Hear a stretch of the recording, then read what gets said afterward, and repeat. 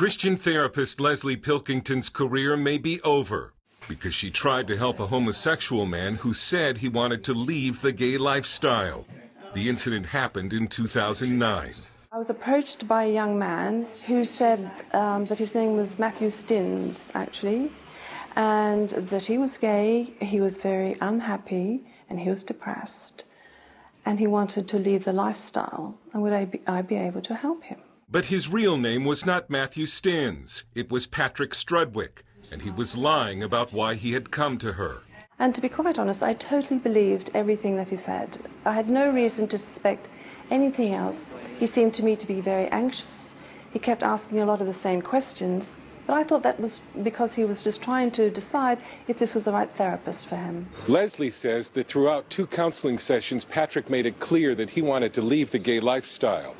What she didn't know was that he was an undercover journalist, and he had a tape recorder strapped to his body. Then the counseling sessions ended, and Leslie's professional nightmare began. And he then telephoned me to say that, in fact, he was not at all who he said he was. His voice completely changed.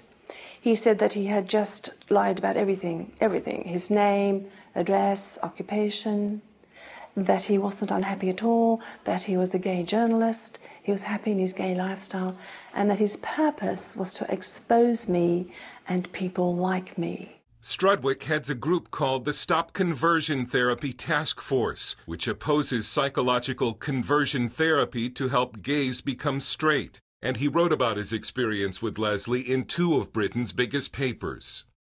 Pilkington now faces disciplinary proceedings by the British Association for Counselling and Psychotherapy. Among her transgressions, praying to God to heal Strudwick of his homosexuality, and having an agenda that homosexuality is wrong. She could lose her accreditation.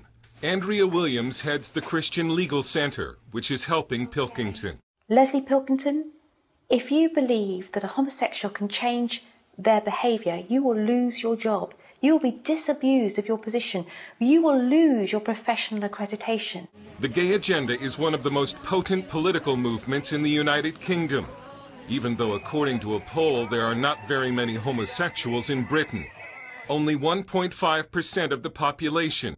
That's 750,000 homosexuals in a nation of 60 million people.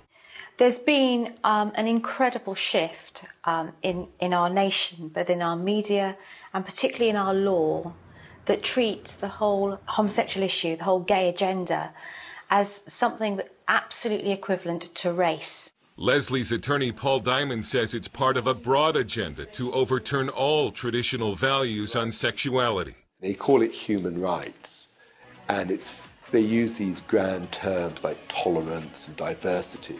It's a hard-nosed political agenda of which an objective appears to be to remove Judeo-Christian morality from the public realm.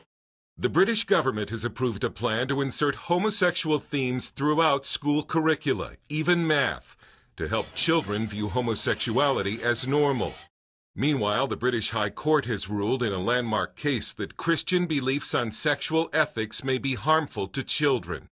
It was argued the state has a duty to protect vulnerable children. The government in Britain argued this from being infected with such ideas being Judeo-Christian views on sexual morality. One of the riskier things to say in Britain today, especially if you're a therapist, is that homosexuals are not born that way, or that homosexuals can become heterosexual. After Strudwick's undercover investigation, the British Medical Association decided to brand gay conversion therapy as harmful.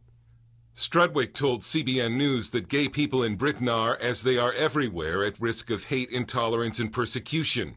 He said there is no empirical evidence conversion therapy works, and there is plenty of evidence that conversion therapy does damage. He added that love needs no cure. Diamond and Pilkington say conversion therapy works.